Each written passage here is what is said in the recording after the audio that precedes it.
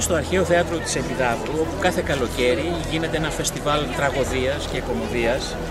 Εδώ ακριβώς, όπως 3 αιώνες π.Χ., όπου τότε χτίστηκε το θέατρο για τη διασκέδαση των ασθενών του Ασκληπιού, που είναι εδώ παρακάτω, αλλά και σε ένα μέσο θεραπείας, καθώς υπήρχε η υπεποίθηση πως όποιος βλέπει το θέατρο γίνεται καλά.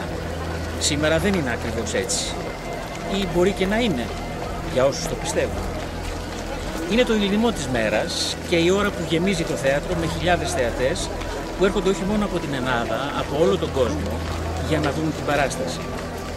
Για όλον αυτόν τον κόσμο είναι η ώρα για την τραγωδία.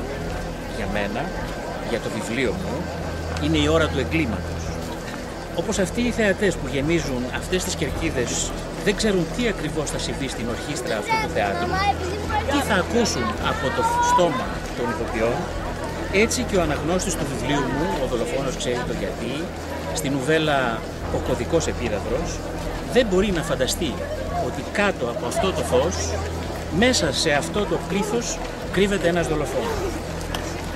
Αυτό που βλέπετε αφορά την πλευρά του θεατή. Υπάρχει και η αθέατη πλευρά του ηθοποιού.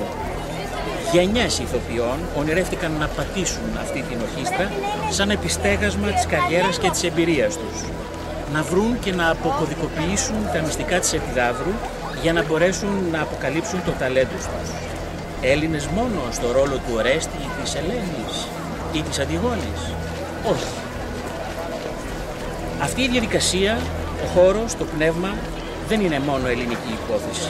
Εδώ έχουν δοκιμάσει το ταλέντο τους σκηνοθέτες και ηθοποιοί όπως ο Ethan Hawke, ο Gerard Depardieu, ο Kevin Spacey, η Helen Mirren, που όπως είπε το να παίζει στην Επίδαυρο είναι σαν να κερδίζεις Όσκαρ. Και ακόμα η Ειρήνη Παπά, η Μελίνα Μερκούρη και η Μαρία Κάλλας. Μερικοί παρά το μέγεθός τους απέτυχαν. Γιατί?